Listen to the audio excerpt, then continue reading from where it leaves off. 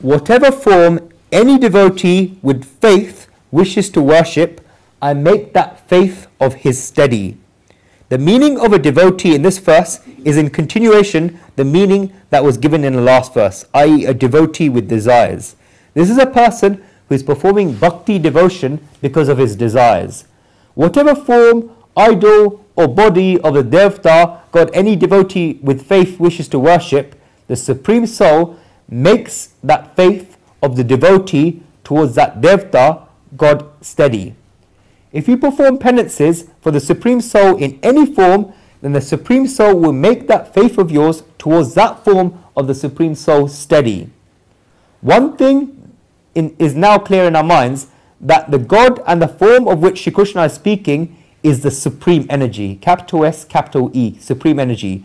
From the Supreme Energy, many different forms came. Whatever form a devotee with desire is attracted to, and whatever form a devotee with desire performs worship for, in order to attain his desires, Shri Krishna says that he makes that faith of the devotee with desires steady. How does this happen? It is the nature of human beings that they need a form in order to make their mind steady. Human beings need a place where they can go to bow their heads. Human beings need a place where they can go to get away from everything. Human beings need a place where they can remove the burden of worries and instabilities and place this pot somewhere. It is a psychological need. In the Yoga Darshan, Bhagwan Patanjali has illustrated this by saying the definition of God is a place where human beings like to go and bow down their heads. God is a place where human beings like to go and bow down their heads. God is either somewhere where a person sees a truth there and therefore bows down his head, or somewhere where a human being wishes to remove the burden in his mind and therefore bows down his head. If the truth of God was not there, then the whole world of mankind would have gone mad. If even those who oppose the truth of God study it psychologically, then they will understand. Those societies who have left the truth of God have had an increase in the number of psychiatrists. This is because human beings need to confide somewhere. People would be lucky to find someone who has never made a mistake in their lives or who have never done anything wrong in their lives. Every person has made mistakes, and every person has done something wrong, whether they know about it or not. Where can people go and tell this to? That is why God is there. And as representatives of God, we have great saints, wise people, etc. Every religion has this. For example, Christianity has confessions. Such things are necessary. Forms are necessary. Buddha made a very big mistake. Of course, he had reason to do so. In the later Vedic age, he saw misuse of idol worship where violent sacrifices were taking place, and therefore Buddha's belief in this was broken. Therefore, he took an extreme step and said that idol worship should be stopped. Buddha said that it was because idols were being worshipped that violent sacrifices were taking place. Buddha and Mahavir were very big reformists. They were revolutionaries of the time. They both stopped idol worship. They said that it was not needed. After Buddha stopped idol worship, the place where society used to go to bow their heads was removed, difficulties were created, and instability and insecurities came to society. People did not know who they should go to bow down to. People did not know where to go for refuge. Until now, people had temples in their villages where they used to go to bow down their heads, but now, whose refuge could they go to? Buddha had to create a mantra where people could go to for refuge, which goes, Buddham Sharanam Gacchami, Dhanam Sharanam Gacchami, Sangam Sharanam Gacchami. People need to go somewhere for refuge. If people went to the Buddha for refuge, then after 50 years, 100 years, or 500 years, the same difficulty arose in Buddhism that there was in the later Vedic age. This is because people need to go somewhere for refuge, and while Buddha was there, people went to Buddha in person for refuge. Buddha attained Maha-Nirvana, supreme bliss, so who else's feet would people go to? People created stupas, mold-like structures containing Buddhist relics, often the remains of Buddha such as Buddha's teeth or Buddha's hair. Wherever the relics of Buddha were found, people created these stupas to show that the relics of Buddha were there. But stupas did not have such a pull because the mind of human beings demand a form. Over time, idols of the Buddha were created. You see them everywhere around the world. And so many idols of Buddha were created that when Islamic people who did not believe in idol worship came attacking from Persia and Afghanistan towards the east, then the first idols they saw were those of Buddha. They found it strange and wondered what it was. They had never before seen idols for worship. They asked what they were, and people said that this was Buddha. In the Farsi language, the word that was there to define idols was Buddha, which came from Buddha. That is why the phrase they created in the Farsi language to define idol worship was Buddha Parasti. They saw so many idols of the Buddha, the very same Buddha who opposed idol worship of idols of that same Buddha began. Can there be a bigger contradiction than this? This very same Buddha who opposed idol worship of the idols of the same Buddha began. What I mean to say is that human beings have a psychological need to go somewhere for refuge. Shri Krishna is so psychologically wise that he says that whatever form any devotee with desires wishes to worship with faith, he makes that firm faith of his towards that form steady.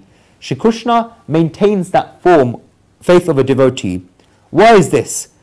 Great saints say that psychologically, that if a devotee performs dhyan, meditation, on one form of the Supreme Soul, then 5 qualities definitely come to a devotee. This is a very interesting subject, both spiritually and psychologically. If you adore any idol with firm faith, then 5 qualities come to a devotee's life. The first quality is namrata, humility. Think about it. If one goes to the feet of one idol and sits there for say half an hour every day, bows down their head, performs bhakti devotion, performs puja worship, then the first quality that will come into one's life is humility if one does this properly. At least in front of that idol and that truth, one gets humility. No matter how much egotism one shows in front of other people, if one goes and sits in front of the idol, then all the egotism will go away. This is the first quality that comes from idol worship. The second quality that comes is anurag, love. One gets pulled towards the idol. One gets an attraction and a type of attachment with the idol. If one worships an idol every day and performs penances for an idol every day, then if on one day when that person does not do this, then he feels that he has not gone there and that there is something missing. This anurag, love, is created. The third quality that comes is sardaitya, conversation. This is a very high level. Many times when you're sitting in front of an idol, then you feel as if the idol is telling you something and as if you're exchanging views. This is a very important thing that arose in the experiments that Western psychologists carried out to make the mind steady and to understand and bring to use the powers of the mind. Many people have tried this. There is a very famous psychologist by the name of Dr. Silva who holds seminars in 5-star hotels, and the weekend courses of the Silva method cost around 10,000, 15,000 rupees. Some of you have read his paperbacks. Anyone read it? These books are worth reading. Guruji said he's not read the article relating to the last course that they held in Mumbai, but one person who attended their course gave him the materials, and it says that one should create an image. They said that if you want anything in life, then you should use their creative energy in the mind, and this creative energy in the mind is capable of creating anything. This is said in the Gita and many of our scriptures, but these people do not say that they got it from the East. They say that you should create an image in your mind even for the consultation. If there is a problem in life and the question arises over and over again about who we should go to, then the solution to that problem is in your mind. The solution is with you. This is because while you do not have the solution to the problem, then the problem would not have arisen in the first place. This is worth thinking about. If one is studying for the exams, then the question, one is studying for JD Booster Maths, if one is studying, then the question arises because there is an answer. One cannot ask a question if there is no answer. The answer is in the book, And because when Jay is writing the paper, he knows the answer, they can ask the question of filling in the blank with a word from a sentence in the book. Then it becomes the question.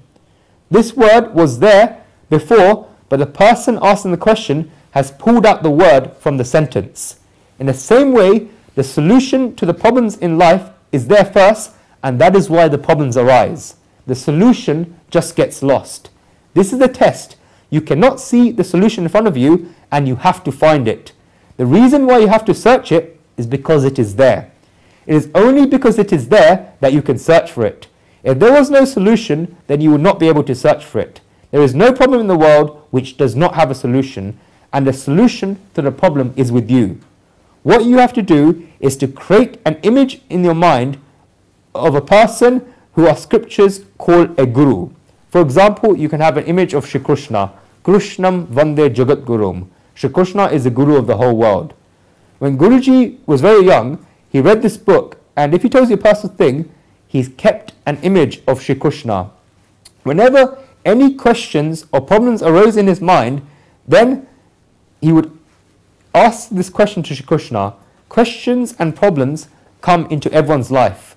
Bring the image of Shri Krishna in front of you and ask God what you should do as if he talks to you. This will happen. It may take time, and the more that the mind becomes one-pointed and the more that the mind becomes powerful, then the quicker that this experiment will be successful. Create this image in your mind. In the book, it is written that you can have an image of your friends or your close relatives. This image can also be of one's father. Some people's fathers have died and they have a lot of adoration for the fathers, and therefore they keep this image of their father. You can keep this image of anyone, but our scriptures say that the more powerful the image you keep, then the better it is. Who can be more powerful for us than Sri Krishna? Therefore, the third quality that arises is sardaitya, conversation. One has a conversation with God and one gets a solution to all the problems in life. You can adore any form of God that you like. These people even say that if you want something, then you should go to the image and tell the image that you want that thing. You'll get that thing. The fourth quality one gets from performing idol worship and worship of a form is titiksha. Anyone know what it means? It means toleration. One attains the ability to tolerate. This happens when one sits down to perform penances or worship in front of the idol and in front of that form of God. If someone is hungry and cannot tolerate it, then they will know that they are performing a fast, and therefore they have to sit in front of God. One automatically acquires the power to tolerate. One attains strength. One attains power. The fifth quality is that one gets from performing idol worship is utgata, longing to attain God. One feels, when will I attain God? One attains this utgata, longing to attain God towards the idol that they will be performing worship for. They keep thinking about when they will attain God. If someone is in love and they have kept a picture of the person whom they love in their wallet, then they will have a longing of this where they get to see the person who their photo they're looking at. Then they will want to say that what if one keeps an idol of the Supreme Soul in front of them? This udgata, oneness with God, arises in them. These are the qualities that one gets from performing idol worship of any form of God. Namrata, humility; anurag, love; sardaitya, conversation; titiksha, tolerance; and udgata, oneness with God. When you look at each of these qualities independently, then you see that each quality is very useful in life. When these 5 qualities arise, then Shri Krishna says in this verse that he makes them steady. This is because Shri Krishna knows that the worship is ultimately his. Aksha patitabdoyam yata gachati sagaram sarvadeva namaskaram keshavam prati gachati. Whatever rain comes from the sky falls in different places, be it a mountain, a lake, or flat land, but it all gathers together and goes to the sea. In the same way, if one worships any of the gods, then they also worship Keshavam, Shri Krishna. One has to create this image in their minds.